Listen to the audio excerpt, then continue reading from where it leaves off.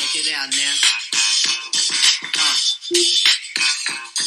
Hello, hello, hello. Welcome to Relations. Here we are again for another amazing episode. I want to start off by thanking everyone for tuning in, for supporting me, your questions, your comments. There's so much activity on social media. I like it. So I appreciate it. So thank you. So of course I'm here with another amazing guest. You know my guests, and they're amazing, and they're like the dopest part of this whole experience. So I'm here with Rachel. Hello. Say hi to the humans. Hello, humans. So Rachel and I met through a mutual friend. Do you recall the specific day that we've entered each other's lives? Don't recall the specific day, but it was already a few years ago. Nice. Yeah, so, we just kind of like family in a way. Her family is like my family at this point. So, we're here just to have a really dope conversation. So today, the premise is going to be about energy and self-preservation. So how do we protect our energies? By the company we keep, the places we go, and the decisions that we make. This one it's heavy, especially for New Yorkers. Like, we're constantly being infiltrated by people's energies from the moment we leave our house. So how do you go about protecting your energy and your environment? I definitely try to do a little prayer every time I actually leave my apartment. Well, actually no. Backtracking. The moment I wake up, I try to thank God for waking me up and that type of thing, and I feel that sets up my day in a positive way. And I also, once I do leave the house, I try to do a little prayer, sign out the cross, and just kind of talk to God a little bit, God protect me. You already know, that type of thing. Yeah. My own little conversation. Yeah.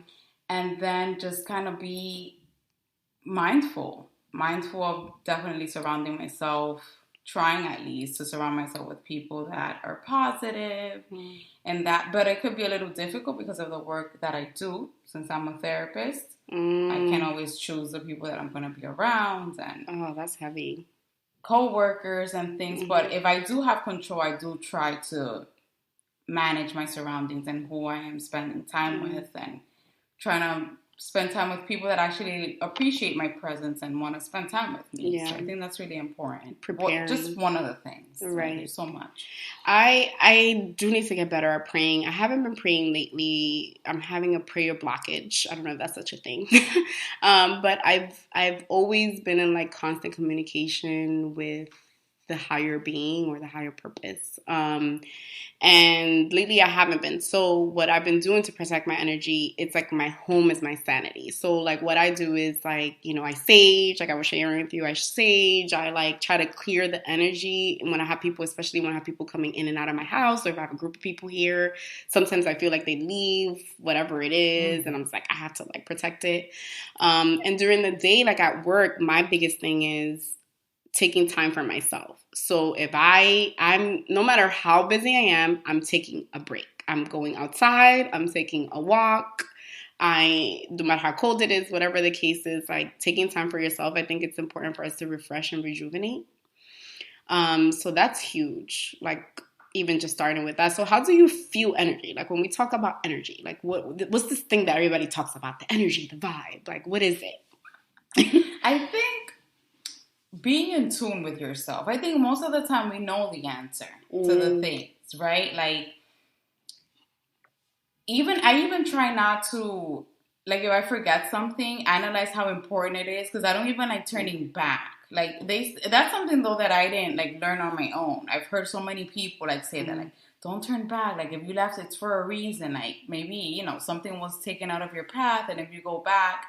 So it's nothing really negative has really happened to me by turning back.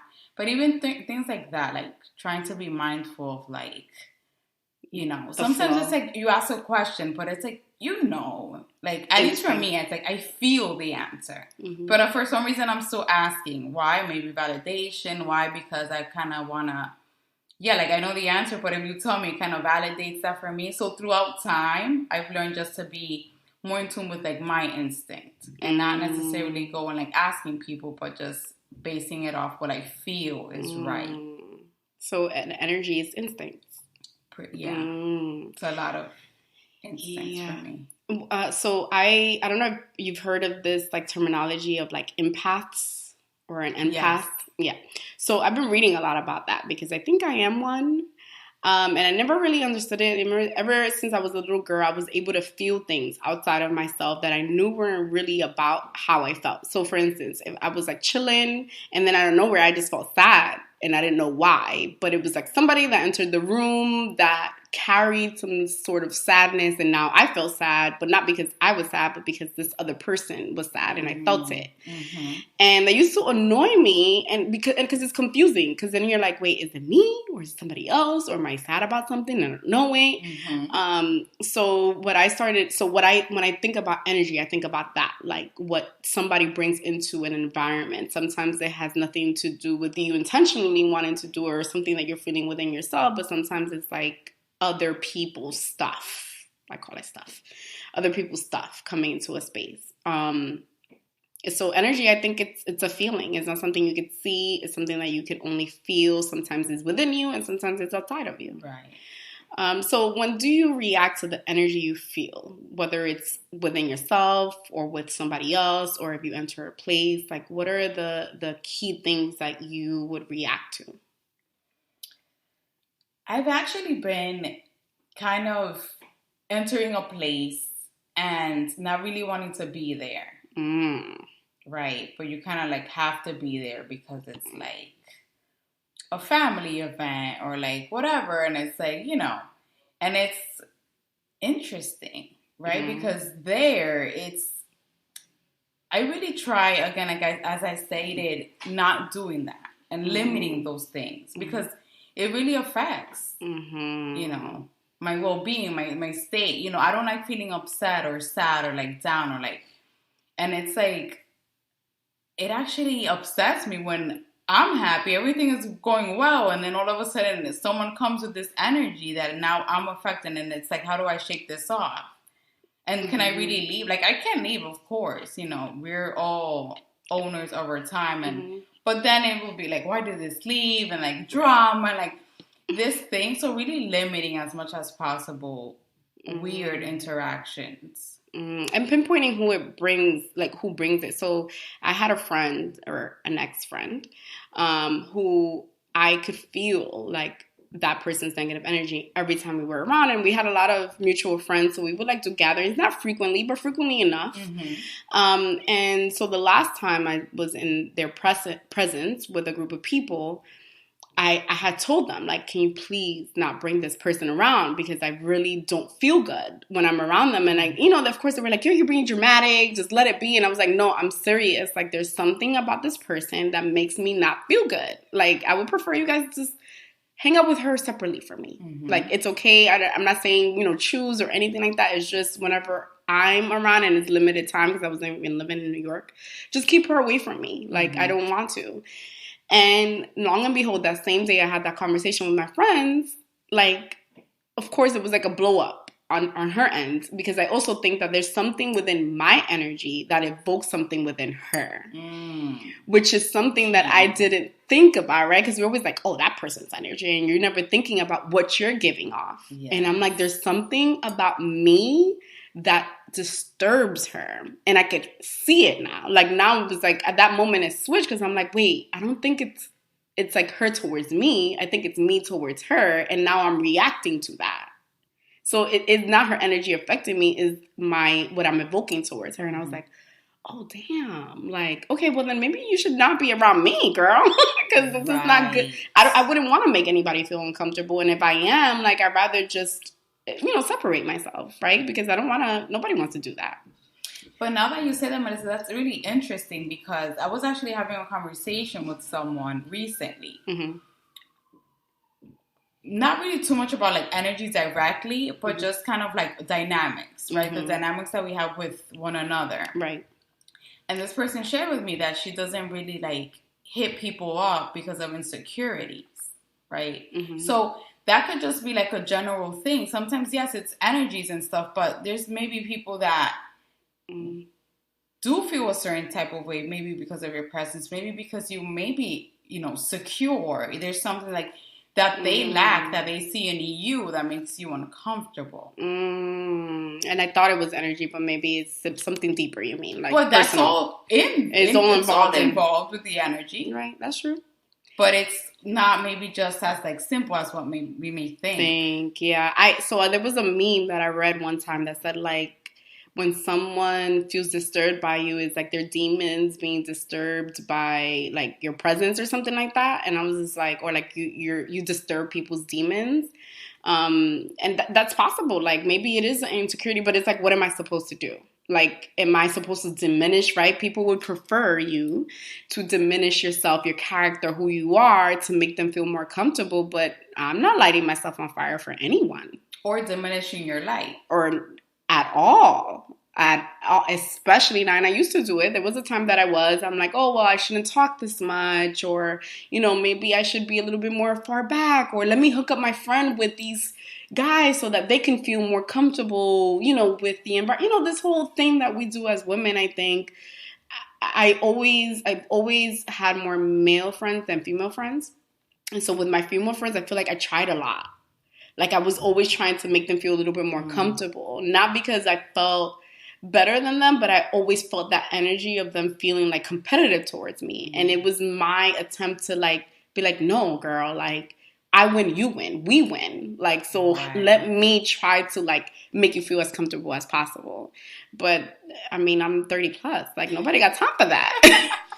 Nobody has time for that. You understand? Like, I just want to meet people with the same energy level as me, and I want to keep those people around me. And then the other people, not that I'm going to probably completely X you out, but I'm going to limit my interaction with anybody that makes me feel like I can't be myself. Right. Because now it's more work, and I don't got time for work. Like, doing more work. We're already working enough. Right. I think that's key. Yeah, for sure. That's a good point. I didn't even think about it like that.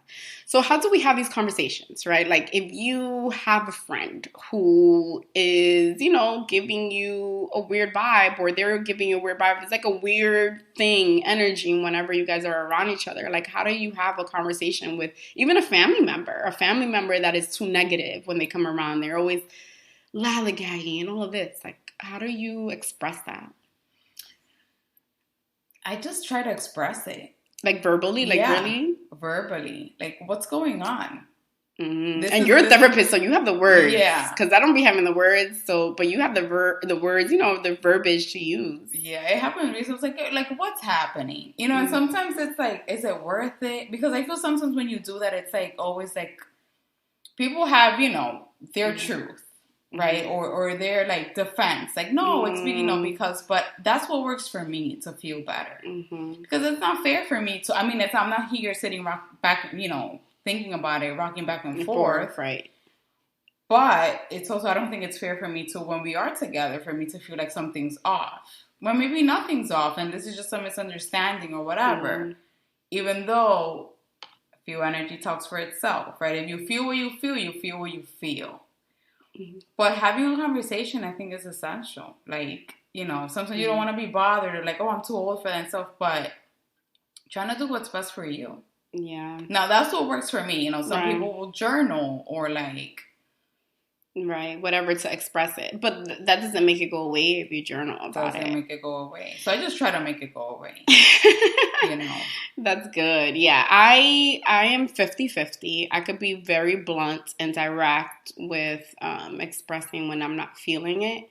And even walking away, like sometimes I'm in the environment, I'm like, all right, it's time for me to go. And I will get up and I would go. And it's like, oh gosh, like my sister gets upset about it. Because she's just be like, oh gosh, here we go. Like you get up and that's it. You decide to go. You have to like get up and go. And I'm just like, I don't understand. Like I just built up all this like vibe to get my ass up and to get to my house. So like, hello, it's just encouragement, But I do realize that sometimes I do hold back, like expressing myself to people and just saying like, like there's something about when I'm around you that doesn't feel good. Like you don't make me feel good. And it's like, how do you say that? And without offending them, or you don't want to, especially like, if they're family or close friends, like it's somebody you care about. So you don't want to like make them feel bad. So it's like, how do you protect someone's energy or feelings while protecting your energy? Well, maybe just the tone you use, you know, because yes, it's important to protect them, but I think it's also being a little selfish is important in protecting yourself. Selfishness is, I just read about this, like selfishness is actually selfless, because if you focus on yourself and doing yourself right, you don't burden anybody else. Exactly. Now, you know, of course, being mindful, like I said, of your tone and things, the way you go about it, that makes a difference. Like, of course. Yeah, you don't want to be rude. Right. That's my problem. I could be a little rude. But it's not that. It's more because I'm, like, nervous to, like, say it that it just, like, comes out like diarrhea. And I'm just like, I didn't mean to say it like that. But I'm just like, I don't know how to say this. And here we are, right? And here we are. So what have you learned when you've ignored it? Like, have you ever been in my case where you, like, let it go for too long and it, like, boiled over?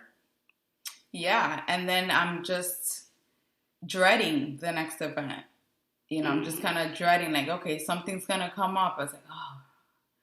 Like, I should feel like I should be more excited about this. But for some reason, I'm not. Like, oh.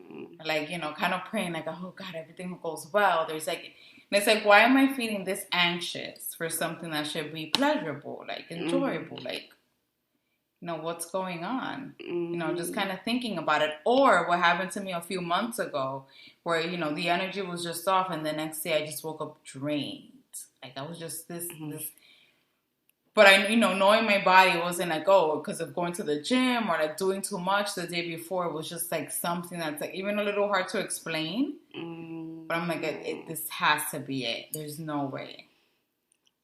Yeah, I think that happens to me a lot, like where I wake up feeling drained, and I know it's not because it was strenuous day. I think it was, gosh, maybe the environment that I shared with people, and like, gosh, when I'm around these people later on, I feel drained. Eek. That's honest. Yeah. So how are we healing our lineage and breaking the cycle when it comes to protecting our energy and self-preservation? Like, you know, as you know, we come from Dominican Republic. Our lineage is in, you know, the Hispanic culture, and it's very like, well, your family's your family. You got to stick with them, and you know, friendships as loyalty. Like, yeah, and so it's almost like, well, you have to put up with people's stuff regardless of how it makes you feel because it's the right thing to do. So how are we like healing that part of self-preservation where you're not basically selling yourself to keep a united family or selling yourself to have a good friend? Like, where do we break that cycle? Trying the best, I feel, to talk about it. You know, talking about it, like educating people. Like, this is important, you know, topics to talk about. The other day, couple, like 2 months maybe, had a really like intense, like bad argument with my mom about mental health because I asked her a question, right? And that just a simple question. She said, that's how it starts. I'm not talking about this with you. I said, you're not going to talk about this with me? The woman that says like I'm her best friend. Like what? Like, you don't want to talk about your mental health with me? So FYE, like, putting it out there, my mom suffers from depression and anxiety, and she seeks treatment for it. She has for a few years already. And for some reason, like, she talks to me about everything. And with that, it was just like, no, I'm not. And that, like, hurt me. Like, it wasn't even everything else. It was like, I felt hurt. It's like, I can't, what? Like, you will only talk to your doctor and, like, to your group about this. And it was just, like, a really heated situation where I had to, like, okay, tone it down and just like leave literally her apartment. I had to, because it was just like I didn't want to, it was too much.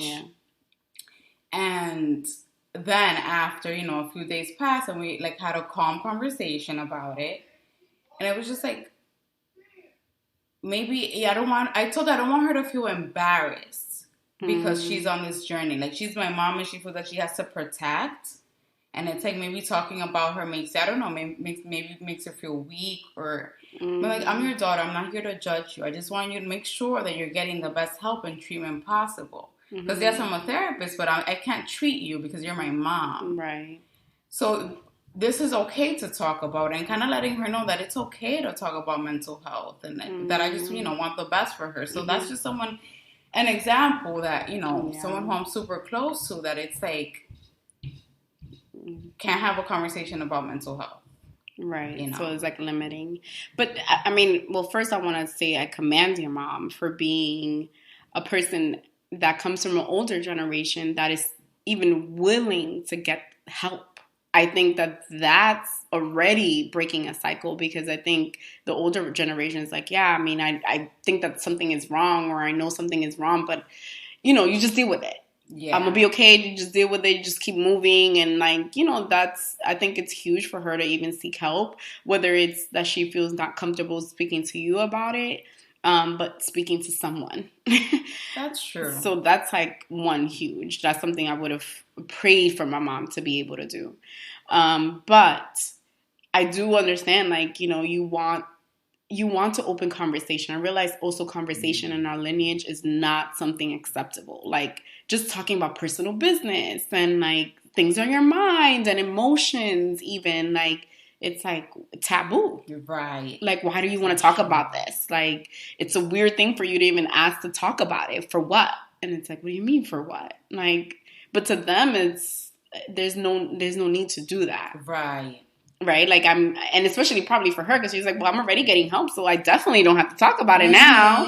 And it's like, no, wait. Like, I want to share with this experience. I want to know how to support you, probably, is what you want to say. For sure. Like, I just want to know how I can be here. And she's just like, no, you know.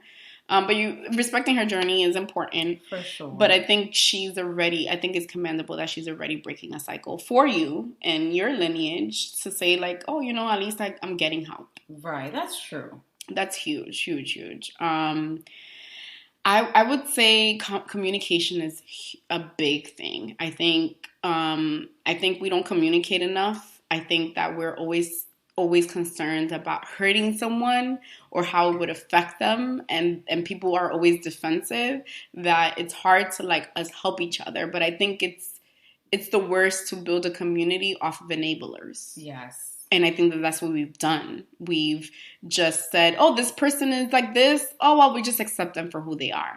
Yeah. And that the famous well, you know, they're a little crazy. Like, it is what it is. It is what it is. Right. Just deal with them. Or they do this, but, you know, and it bothers me. But you know what? It's just who they are. Yeah. And it's almost like we're not helping each other by doing that, because we're not helping each other to grow. We're not helping each other to deal with things. We're not helping each other to, like, evolve from just not putting up with each other, but really connecting. I think it enables connection, because how can we connect if we're not communicating about a way you make me feel, or something that I see that, you know, can be concerning to you that you may need help in, or if you're not telling me and being honest with me about something that you're noticing. Like, if you're not being my eyes, if you're not helping me, then how could you love me 100%, right? Like, I think it's a language of love. Communication is the language of love. How can I better love you if I'm just enabling your antics? Right. You know? So I think that's a great way to start healing our lineage and protecting our energy while still cohabitating, because we're in this earth with other people, unfortunately. I wish I could go to another planet, but since we can't do that and we have to collaborate with other humans, we might as well start communicating and having this dialogue about important topics, which is everything, the reason why I'm doing all of this. Like, this is huge. This is what I want to do, is just open the lines of communication and, you know, make it bigger and bigger. You are. So. I am. Yay! And thank you for contributing. I love it. So thanks again, everyone, for listening. Any finishing thoughts for the humans? Well, we'll do it as the after credits. Okay. How about that? So stay tuned for the after credits. Remember, it's the best part. And I thank you for listening, for supporting. Please protect your energy and be honest and communicate with your people. Break that cycle. It's time. 2020 soon, so be aware. Talk to you guys soon for the next one.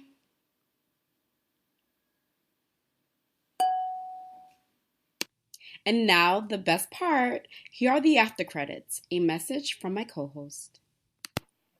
So definitely something very important. Make sure to protect your energy. Make sure to know that it's okay to ask for help. If you need something like a therapist or something like that you want to, give a try and just test out, it's a good resource. Could be like ZocDoc.com. That's ZocDoc.com, where you can kind of put in your insurance information and look at options to meet with a therapist or something along those lines if that's something that you want. But there's also many things that you can do to be in tune with energy and preserve yourself and things like that. There's amazing podcasts that you can listen to. Exhibit A right here with Melissa. Just reading books, self-help books, books about growth, anything that you feel that can help you grow as a person, and while also protecting your energy and just growing as an individual is great. So I encourage everyone to do so. Stay blessed, stay up, and stay amazing.